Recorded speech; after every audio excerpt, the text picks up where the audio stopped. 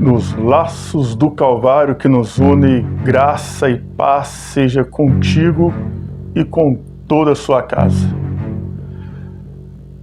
Com tantos rumores, com tantas notícias, com tantas informações, em sua maioria deturpada, distorcida, de cunho pretensioso por parte de quem transmite, ninguém melhor para nos esclarecer todos esses fatos que vêm acontecendo nos últimos dias, senão a própria Escritura.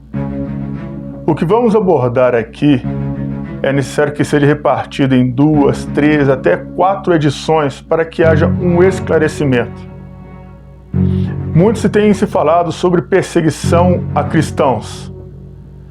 Se tem falado sobre o Talibã e a posse do governo do Afeganistão. Agora, o que isto representa para os que confessam a fé em Jesus Cristo, sejam eles católicos, evangélicos, isso não importa para quem defende uma bandeira, ok? Então, para não ficar repassando o que você já tem escutado por parte da mídia, vamos ouvir, vamos ler, vamos compreender o que a Bíblia Sagrada diz a respeito. A inspiração à luz da verdade será suficiente para nos esclarecermos. Este é o canal Inspiração Bíblica. Seja bem-vindo.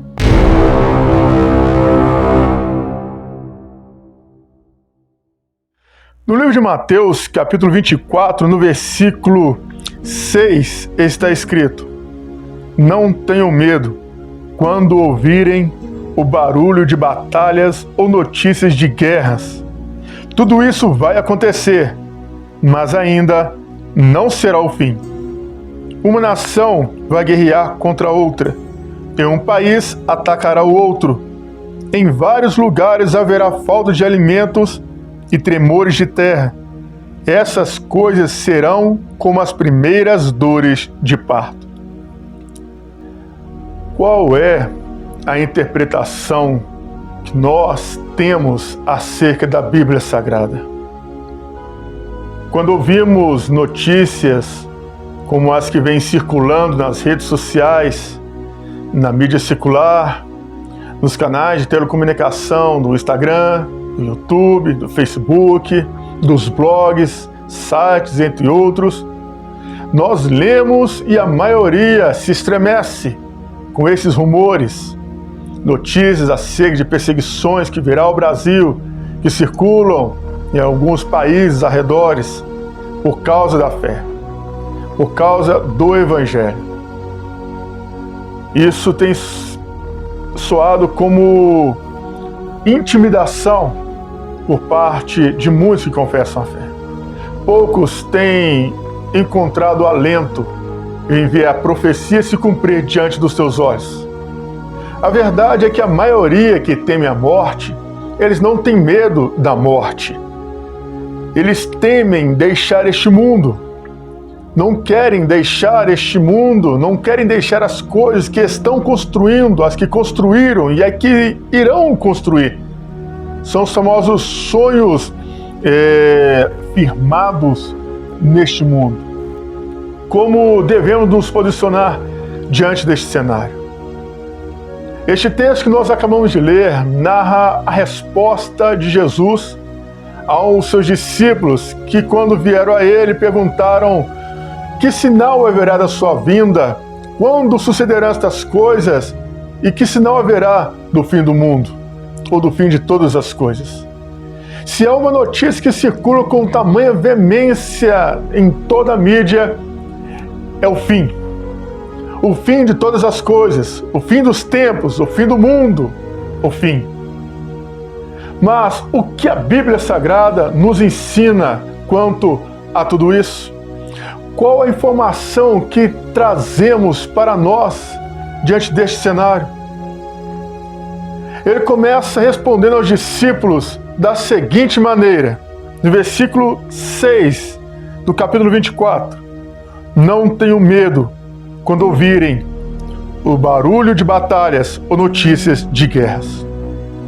A recomendação para quem crê, para quem acredita nas Escrituras é: não tenham medo.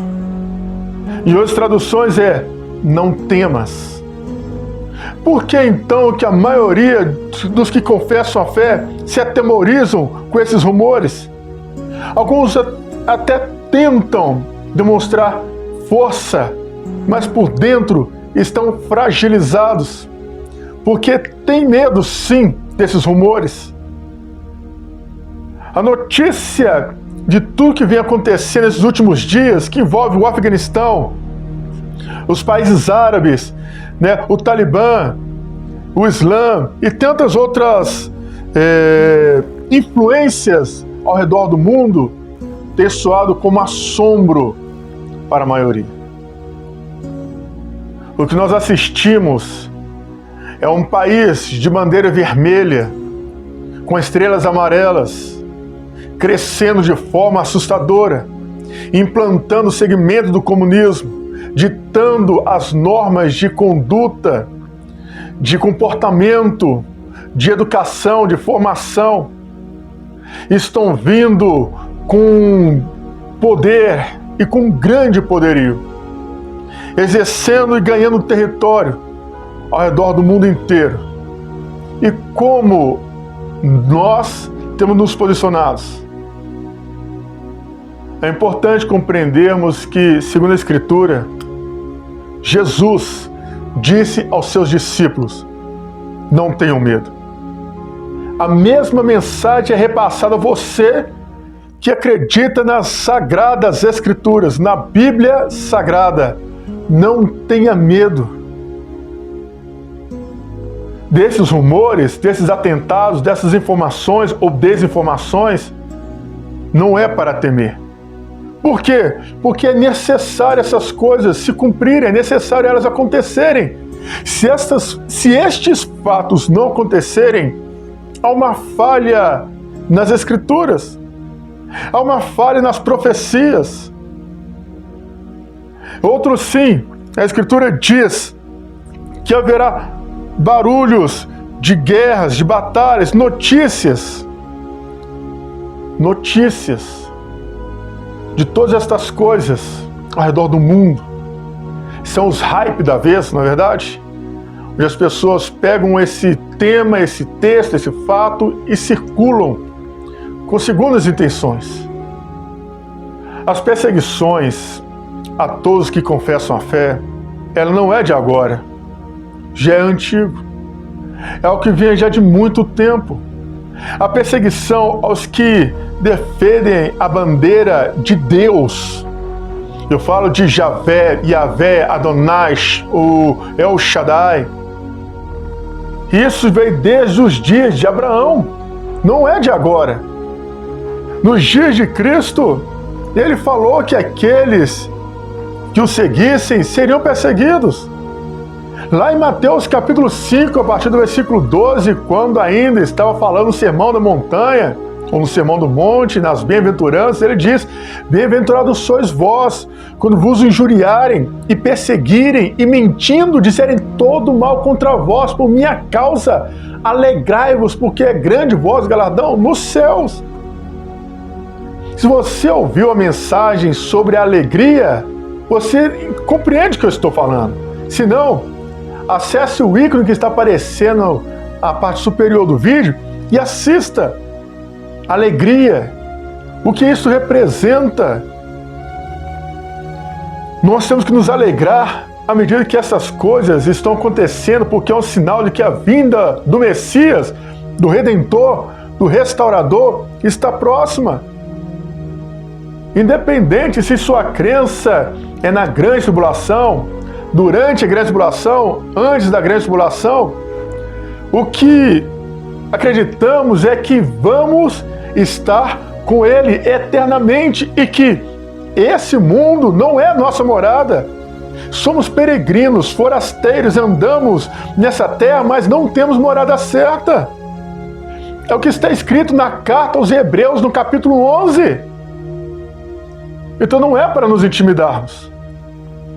é porque na Globo está dizendo isso, é porque no SBT está dizendo isso, na Record está dizendo aquilo, na mídia está dizendo isso, no YouTube está circulando isso, no Instagram está circulando isso. É natural, é normal, é o século XXI. É onde a imagem, ela cria voz e ela cria seus efeitos destrutivos, uma mente cauterizada, débil, fragilizada.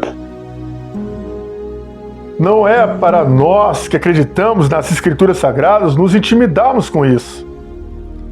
Não é para nós nos enfraquecermos com estes rumores. É para mantermos viva a nossa crença, nossa fé e a nossa esperança de que tudo quanto nela está escrito está se cumprindo diante de nossos olhos. Há pessoas que estão preocupadas em amarrotar as igrejas. Para qual finalidade?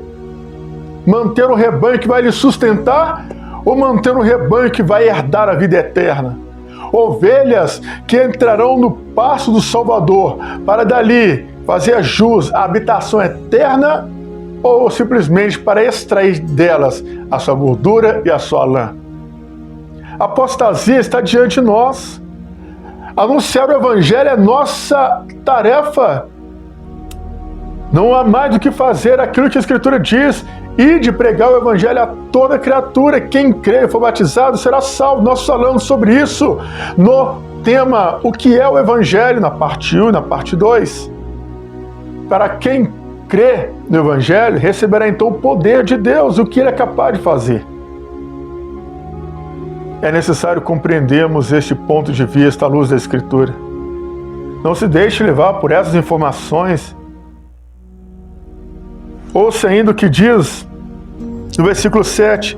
Uma nação vai guerrear contra outra, e um país atacará outro. Em vários lugares haverá falta de alimento e tremores de terra. Isto é novo. São fatos que já vinham acontecendo há séculos atrás. Não é de agora. Não é algo novo para nós. E qual é a nossa postura, nosso posicionamento diante desse cenário? Nós repassamos adiante informações sem fundamento. Meus amados, temos que compreender o que a Escritura está dizendo, discernir no Espírito o que ela está nos instruindo, nos ensinando.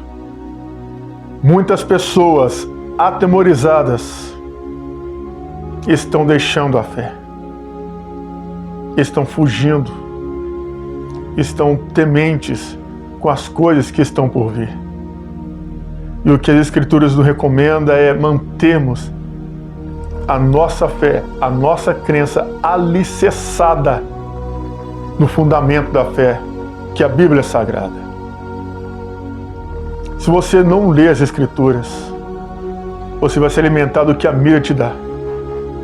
Como diz um certo ditado, para quem não sabe aonde ir, qualquer caminho serve. Para quem tem fome e não tem o que comer, qualquer coisa vira comida. Então é necessário saber do que você está se alimentando. Qual é a sua fonte? Qual é a sua base? O que te motiva? O que te inspira? Pessoas estão morrendo ao redor do mundo.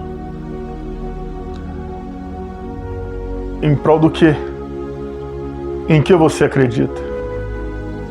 De que maneira você tem passado adiante aquilo que você acredita? Você tem compartilhado da ideologia das pessoas que falam sem fundamento? Ou você tem sido o divisor de águas no meio delas, ensinando-lhes a verdade acerca da fé? A fome, a miséria não é algo novo. De repente estamos tão atentos aos cenários atuais que nos esquecemos de coisas que aconteceram no passado, de pessoas que morreram em detrimento da fome, em campos de concentração. Se você conhece um pouco da janela 1040, você sabe do que eu estou falando. Você olha para o cenário que está à sua volta. vê uma religião chamada comunismo crescendo, onde o martelo, a foice, as cores vermelhas, ela vem ganhando espaço, vem ganhando lugar.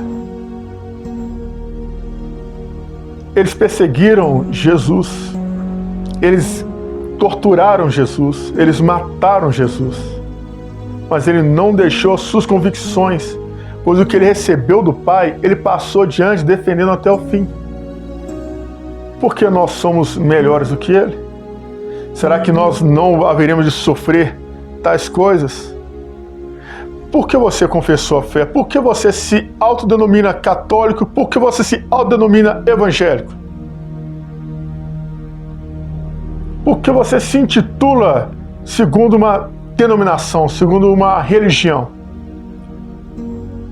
Quais são os princípios e valores que você observa, acredita e defende e segue à luz das Escrituras? O que diremos acerca dessas coisas? O que vai mudar? Temos que defender a causa da fé. Já existe diferença e rivalidade entre os próprios evangélicos, entre os próprios católicos, entre aqueles que leem e interpretam as Escrituras. Divergência, porque um é de Armínio, outro é de Calvino, o outro é da igreja A ou da igreja B, um defende a imagem de um santo como padroeiro, outro com a imagem de uma santa como padroeiro, e afinal de contas, que bandeira nós estamos erguendo? Um cristianismo dividido. O cristianismo é uma religião mais dividida do mundo. Aí você pode intitular isso como um absurdo. Você observa aqueles que defendem o Alcorão. Existem os que são jihadistas e os que são mais conservadores, mas defendem o Alcorão. E não existe uma igreja do Islã tradicional, uma igreja do Islã pentecostal, uma igreja do Islã ortodoxa. O Islã é o Islã, onde eles vão, eles seguem o mesmo princípio. O que difere entre um e outro são essas bases. Os conservadores e os jihadistas. E quanto ao budismo, ao judaísmo e outros ismos que existem por aí, nós não. Nós que confessamos a fé, que temos a Bíblia Sagrada, nós somos os separatistas. Existem os tradicionais, os pentecostais, conservadores, os avivalistas, os neopentecostais, por aí vai. Mas nós não defendemos a bandeira do Evangelho de Jesus Cristo. Podemos falar de boca, mas com o coração negamos, porque não temos os mesmos princípios e valores que esses homens têm. Eles estão dispostos a morrer pela causa deles, eles estão dispostos a matar pela causa deles. E nós? O que defendemos? Uma placa denominacional, uma religião, um padroeiro, uma padroeira, mas não defendemos a nossa bandeira. A bandeira é do Evangelho. Não tem nada a ver comigo, tem a ver com as Escrituras.